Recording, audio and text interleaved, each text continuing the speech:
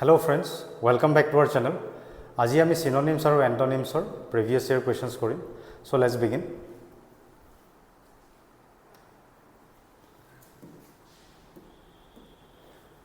Adrian expected Alyssa to resent him for his actions. Resent means it is a feeling of anger, bitterness or annoyance towards something which you think is unfair. মানে মোৰ লগত যদি কিবা এটা পাষ্টত already হৈ গৈছে যোনটো ওপৰত মই খুব ধৰি আছো মানে মই বেয়া পাই আছো বা মই খং কৰি আছো হেইটোকে আমি ৰিজেন্ট বুলি কওঁ বা আমি গ্ৰাজ বুলি ক'ব পাৰো সামথিং সিমিলাৰ টু গ্ৰাজ কিবা এটা মই বেয়া পাই আছো বা অপছন্দ কৰি আছো হেইটোকে আমি ক'ব পাৰো ৰিজেন্ট আমাৰ অপচনছ আছে admire agree dislike welcome then none of these. So here admire, agree, welcome, these are all positive words with positive meaning. Ekita positive meaning ase. Resent mane moi koisu something like a feeling of anger or dislike. So here the correct option here is dislike. Mane beya pai asu ba oposondo kori asu hetur karone correct option to hol dislike.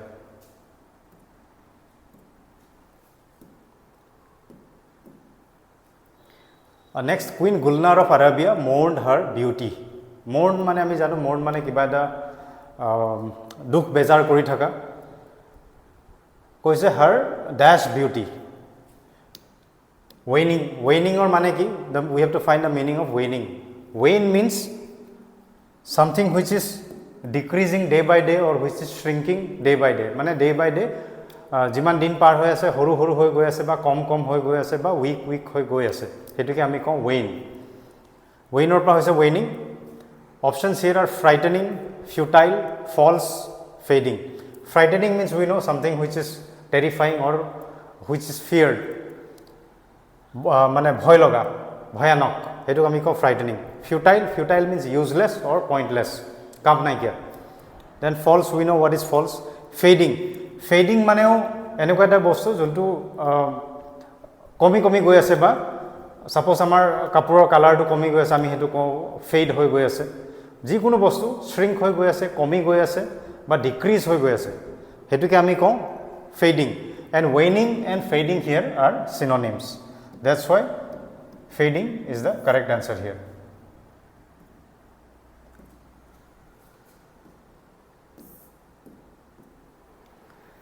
Number 3, the teacher praised the student for his diligent work and consistent effort.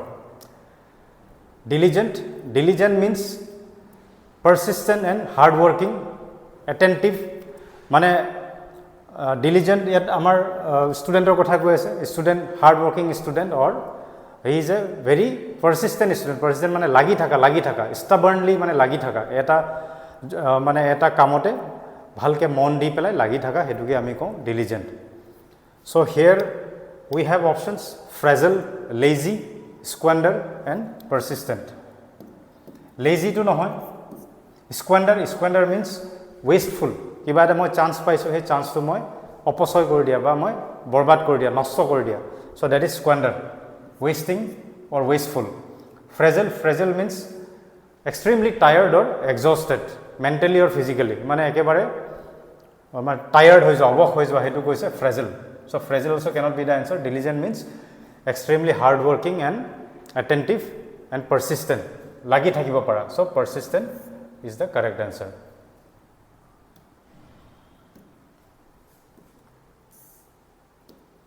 Next, the word genocide means sanction, racial killing, murder, slaughter and suicide. Genocide means mass killing or you can say racial killing. Eta gutei jati hek kori dia mari hek kori dia hetuke koy genocide. Yate amar suicide ase option suicide nijoke mari pelwa etu nohoy. Slaughter we generally use for animals ba manuhoku ami kobo paru man slaughter ba heneke kobo paru kintu this is not the appropriate word here. Murder we know murder is not genocide. So only option left here is sanction racial killing. So sanctioned racial killing is the correct answer for genocide. It may be sanctioned or unsanctioned. আমি generally genocide বুলি ক'লে কি বুজো generally আমাৰ এটা state বা এটা country এটা dictator থাকিব সেই dictatorটোৱে with the complete government authority মানে dictatorৰে all in all হয় absolute power থাকে so হেতুৰ কাৰণে হেবোৰ ক্ষেত্ৰত আমি এই wordটো ইউজ কৰিছো sanction মানে এটা systematic way বা systematic planning কৰি পেলাই মানুহক মানে mass murder কৰাটো আমি কওঁ sanctioned racial killing. That's why genocide option is correct option is A. Then he is an arrogant businessman and he likes to dash his net worth. It makes him seem like he has a lot of money in his bank account. Eta yat koise ki eta arrogant businessman ase aru tar jiman poisa ba sampoti ase hetu hi আমি এটো বিচাৰিব লাগিব অপচনছৰ পৰা it makes him seem like he has a lot of money in his bank account মানে ইয়াত এটো কব বিচাৰিছে যে এটা arrogant businessman বহুত বেছি দেখুৱা বা proud so he কি কৰিব definitely he বহাই সহায় কব কিবা এটা নিজকে elevate কৰি পেলাই কব হেতু বুজাইছে so here the options here are trivialize exaggerate compensate understate and propel. First, let's understand the meaning of all these words.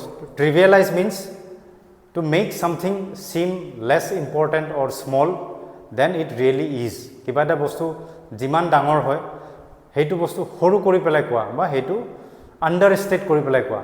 So trivialize and understate here is same. That means you are making something less important or appear less important or smaller than the actual thing. So that is called as trivialize or understate because trivial means small. So trivial ba understate etu nohoy. Compensate we know compensate means to provide monetary some kind of monetary relief or some kind of relief. Khoti puron kora jene ami okhomiyat ko khoti puron kora so that is compensate. So compensate cannot be the answer. Propel means to move forward jeneke aeroplane ba ships buror propeller eta thake propeller mane fan pankha nisna thake juntuwe bostu tu jahaz tu ba aeroplane tu agoloi move koribole help kore that is called as propeller. So propel means to move forward. So here this term exaggerate means to make something bigger better than the actual than what it really is mane actually jiman hoy tatse bahut bohai sohai ba bahut dangor kori কোৱাটোকে আমি কওঁ exaggerate বহাই সহায় কোৱাটো ইয়াতে he is an arrogant businessman and he likes to exaggerate his net worth নিজৰ টকা সম্পত্তি এটো বহুত বহাই সহায় কয় that's why it makes him seem like he has a lot of money in his bank account যেতিয়া হি বহুত ঢপ দিয়ে বা বহুত বহাই সহায় কয় তেতিয়া তাৰ এনেকুৱা লাগে তাৰ ওচৰত বহুত পইচা আছে that is why exaggerate here is the correct option. Next we have forsake. Forsake means to abandon.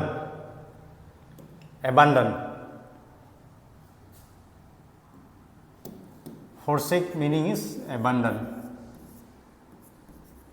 Abandon mane ki etia question rise hol. So কারবাক আমি যদি এৰি থৈ যোৱা বা একেবাৰে ত্যাগ কৰা হেতুকে আমি কওঁ forsake বা abandon. So forsake means to leave somebody or to leave something. Principle hobo pare manuhu hobo pare. So yat amar ki ase divorce to amar in case of marriage so it happens only in case of marriage. So divorce is not the answer. Contest means a competition or a claim. So contest amar hobo nware বা argue kora hetu contest hobo pare. So contest nohoy amar claim o nohoy amar thakila desert duta meaning ase desert mane hol eta morubhumi aru desert aru ami etu deserted him ba deserter boli ko. So desert means to leave somebody or to abandon something or somebody. So forsake or abandon means desert. Amar etu morubhumi desert to nohoy etu desert means to leave somebody. Next amar ase fatigue means extremely exhausted or tired enoka eta feeling jontu ekebare ekdom ক্লান্তি হৈ গৈছে একেবাৰে ভাগৰ লাগিছে বিৰাট ভাগৰ লগা হেতুকে আমি কওঁ fatigue.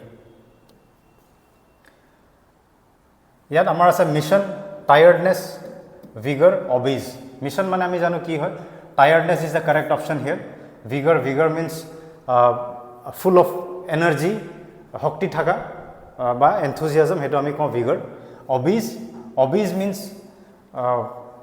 বহুত হকত মানে এক্সট্ৰা ফ্যাট হোৱাটো এক্সট্ৰা ফ্যাট হৈ যাৰ বেমাৰ হৈ যায় হেতুকে আমি obese বুলি কওঁ obese means somebody who is very overweight that is called as obese.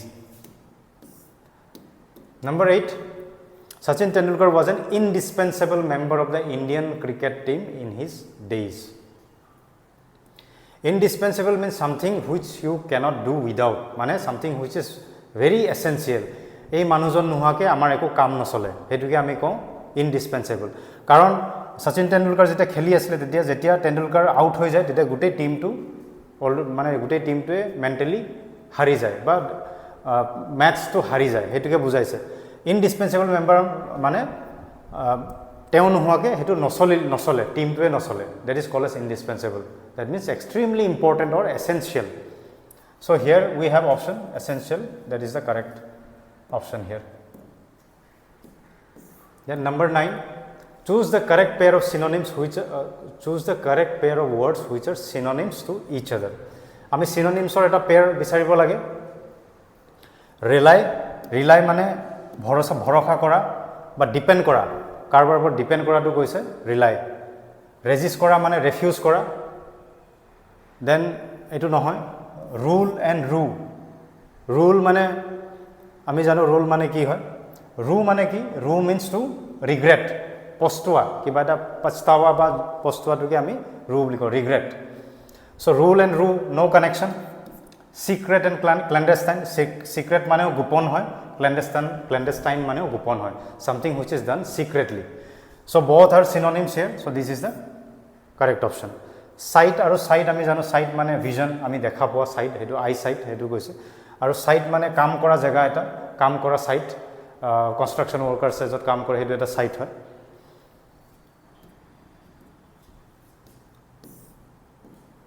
next his eloquent speech always persuades people to work for their betterment the eloquent মানে এনেকুৱা এজন আমি স্পিকাৰক কওঁ যোনে বহুত ইমপ্ৰেছিভ হয় কথা কওঁতে ক্লিয়াৰ কাট প্ৰেসাইজ আৰু মানুহক কনভিন্স কৰি দিব পাৰে so that kind of speech or speaker is called as eloquent a forceful speaker convincing speaker আৰু নিজৰ thoughts and ideas বোৰ the eloquent speaker can clearly express ইমান clearly express কৰিব পাৰে মানুহে সহজে বুজি পায় আৰু মানুহে impress হৈ যায় so that kind of speaker is called as eloquent or that kind of speech is called as eloquent speech that's why eloquent speech always persuades people to work for their betterment মানুহক convince কৰি দিয়ে বাধ্য কৰি দিয়ে নিজৰ bettermentৰ কাৰণে কাম কৰিবলৈ so let's go through the options vague inarticulate articulate and short